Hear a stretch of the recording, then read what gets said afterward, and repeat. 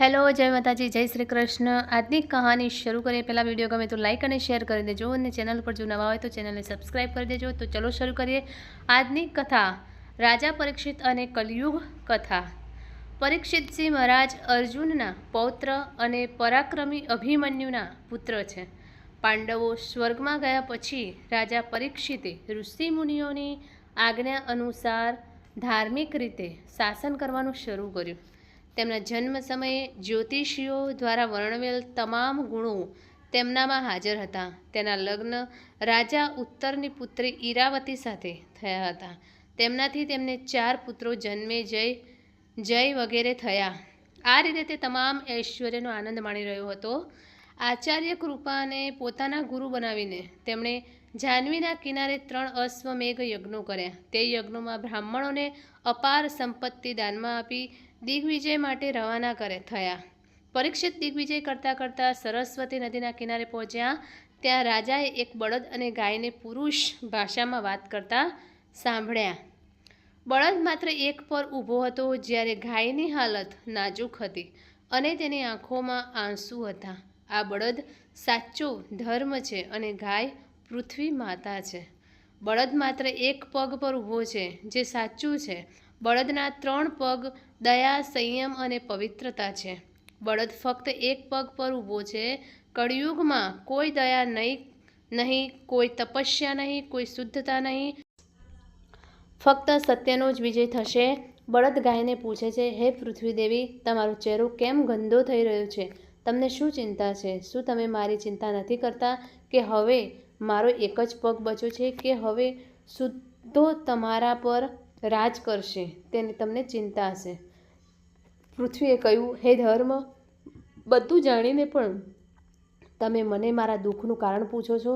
સત્ય, પવિત્રતા, ક્ષમા, દયા, સંતોષ, ત્યાગ, શરમ, શક્તિ, મક્કમતા, સાદગી, ક્ષમતા, શાસ્ત્ર વિચાર, પ્રામાણિકતા, તિતિક્ષા, જ્ઞાન, શાંતિ, બહાદુરી, તેજ, ભવ્યતા, શક્તિ, યાદશક્તિ, તેજસ્વીતા, સ્વતંત્રતા, મૃદુતા, ધૈર્ય, હિંમત, નમ્રતા, સૌભાગ્ય, ઉત્સાહ, ગંભીરતા, કીર્તિ, આસ્તિકતા, સ્થિરતા, અભિમાન, અહંકાર વગેરે ગુણો સાથે ભગવાન શ્રી કૃષ્ણ ગંભીર કળિયુગને કારણે પોતાના ધામમાં ગયા છે।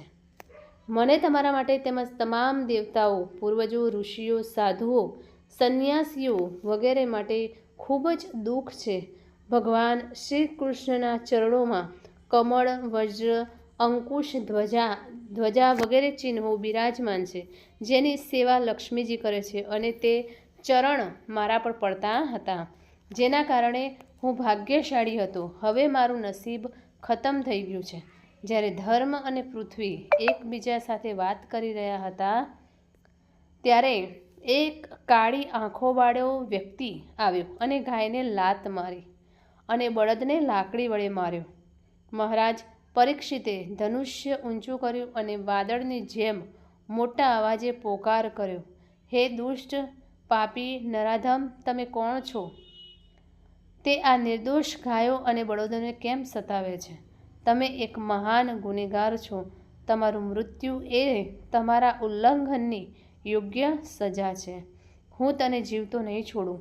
એમ કહીને રાજા પરીક્ષિતે પાપીને મારવા માટે પોતાની ધારદાર તલવાર કાઢી। તે વ્યક્તિ ડરી ગયો અને પરીક્ષિતજી મહારાજના પગે પડ્યો અને ક્ષમા માંગવા લાગ્યો।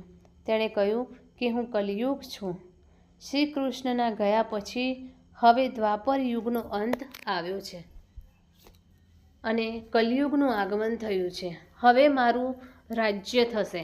રાજા પરીક્ષિતે કહ્યું કે અધર્મ, પાપ, અસત્ય, ચોરી, કપટ, ગરીબી વગેરે જેવા અનેક ઉપદ્રવનું મૂળ માત્ર તમે જ છો। તેથી મારું રાજ્ય તરત જ છોડી દો અને ફરી ક્યારેય પાછા આવશો નહીં। આના પર કલયુગ બોલ્યો, હું ક્યાં જાઉં? ક્યાં સુધી સૂર્ય અને ચંદ્રના પ્રકાશનો સંબંધ છે? શું તમે મને ધનુષ્ય અને તીરથી જુઓ છો? હવે મારા પર દયા કરો અને મારા માટે કોઈ જગ્યા જણાવો ને। પરીક્ષિતે કહ્યું કે તમારામાં માત્ર અને માત્ર ખામી છે। જો તમારામાં એક પણ ગુણ હોય તો મને કહો, હું ચોક્કસપણે તમને ફરીથી કોઈ સ્થાન આપીશ। આના પર કળિયુગ થોડા ગુસ્સે ખુશ થઈ ગયા અને બોલ્યા, હે મહાપુરુષ, તમે ખૂબ દયાળુ છો. માનો કે મારામાં એકમાત્ર ખામી છે, પણ એક સૌથી મોટી ગુણવત્તા છે.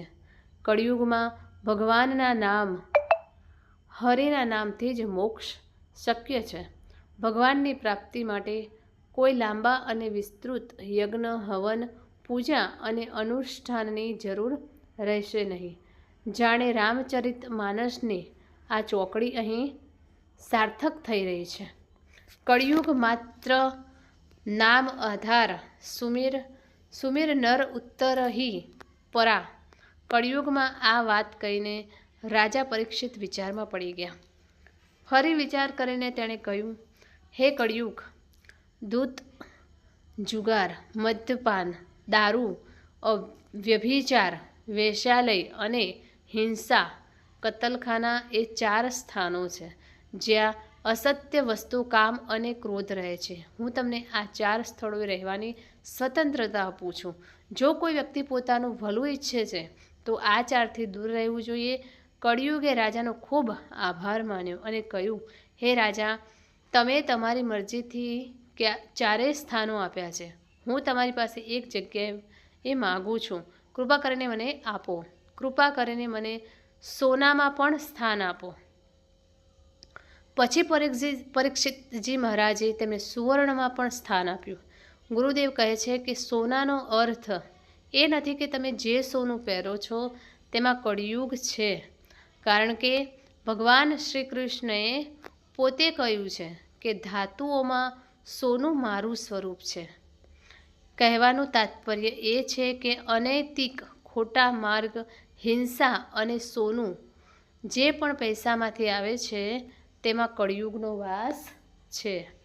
જ્યારે રાજા પરીક્ષિત કળિયુગમાં વચન આપીને પોતાના મહેલમાં પાછા ફર્યા ત્યારે તે અચાનક તેના તિજોરીમાં ગયા, જ્યાં તે એક બોક્સ જોઈ ચોંકી ગયો હતો.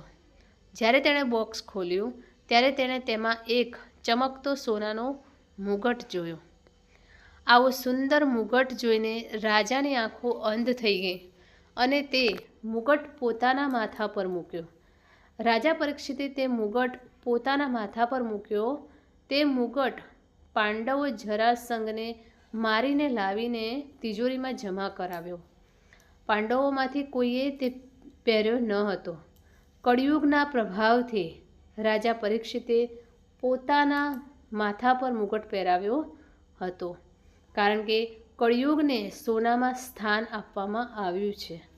આ કારણે રાજા પરીક્ષિતની બુદ્ધિ ફરી વળી અને આજે જ્યારે તે 45 વર્ષનો થયો ત્યારે તેનું મન તેને શિકાર કરવાનું કહે છે.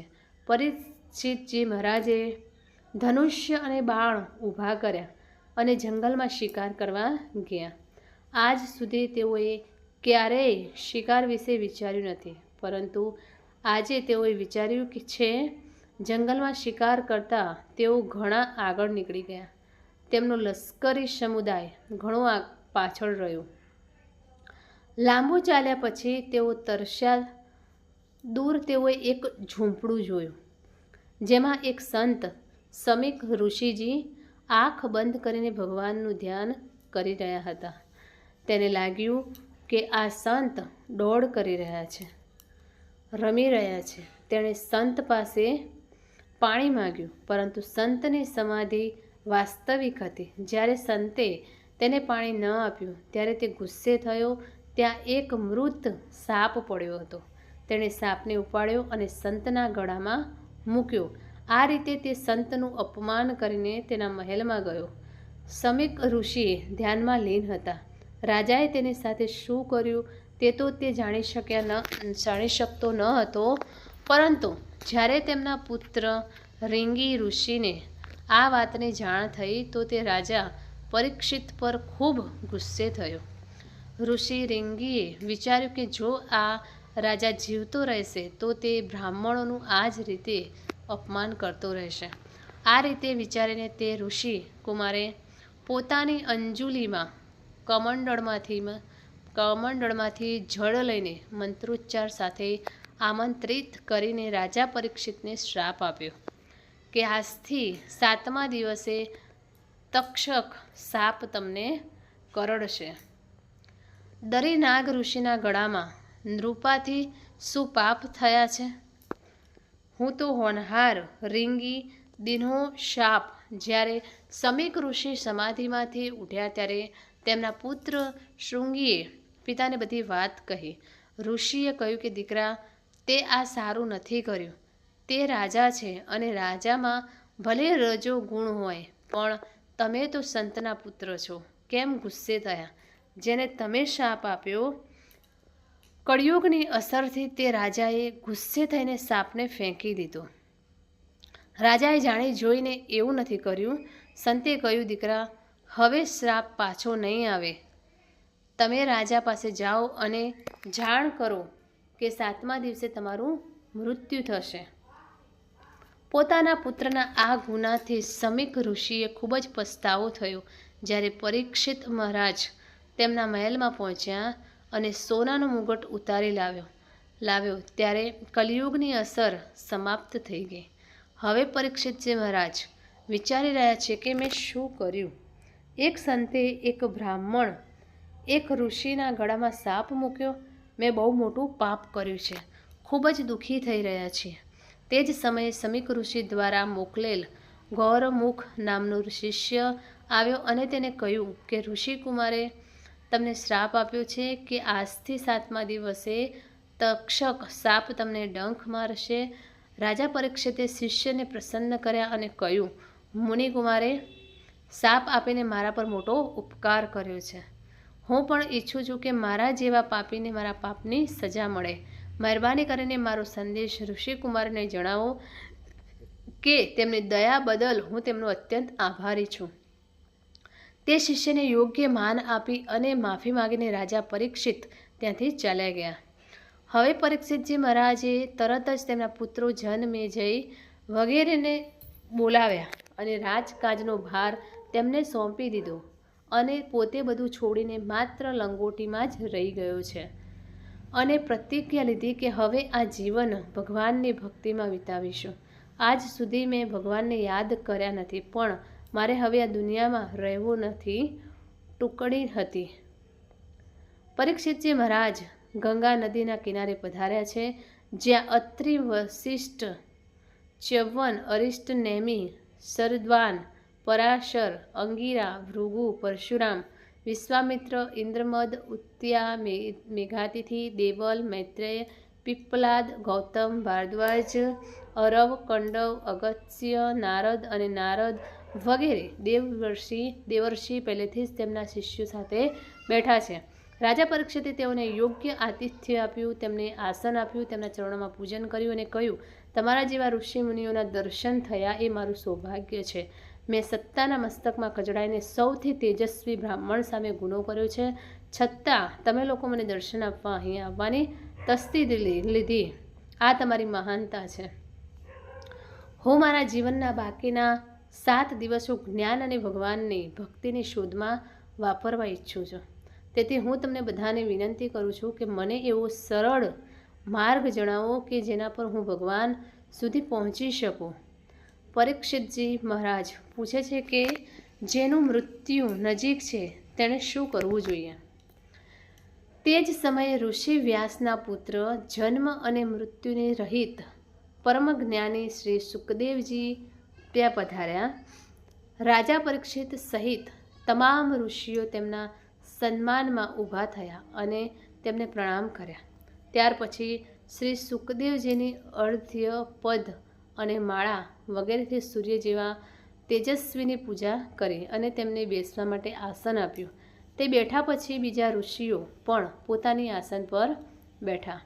બધાનું આસન ગ્રહણ કર્યા પછી રાજા પરીક્ષિતે મધુર સ્વરે કહ્યું, હે બ્રહ્મરૂપ યોગેશ્વર, ઓહ મહાન, જેમ ભગવાન નારાયણની સામે આવ્યા પછી રાક્ષસો ભાગી જાય છે, તેવી જ રીતે મહાપાપ પણ તમારા આવવાથી તરત જ ભાગી જાય છે. તમારા જેવા યોગેશ્વરના દર્શન તો બહુ દુર્લભ છે, પણ તમે પોતે મારા મૃત્યુ સમયે આવ્યા છો અને મને આ પાપીને દર્શન આપીને મારા સર્વ પાપોમાંથી મુક્ત કરી દીધા છે. તમે યોગીઓના ગુરુ પણ છો, તમે પરમ સિદ્ધિ પ્રાપ્ત કરી છે, તો કૃપા કરીને મને કહો કે મૃત્યુ પામેલા પ્રાણી માટે શું ફરજ છે? તેણે કઈ કથા સાંભળવી જોઈએ? કયા દેવતાનો જાપ કરવો જોઈએ, વિધિ કરવી જોઈએ, તેનું સ્મરણ કરવું જોઈએ અને તેની પૂજા કરવી જોઈએ, અને કઈ વસ્તુઓનો ત્યાગ કરવો જોઈએ? ગુરુદેવ કહે છે કે આ પ્રશ્ન માત્ર પરીક્ષિતનો જ નથી, પણ દરેક જીવનો છે, કારણ કે આપણે બધા મૃત્યુની નજીક છીએ.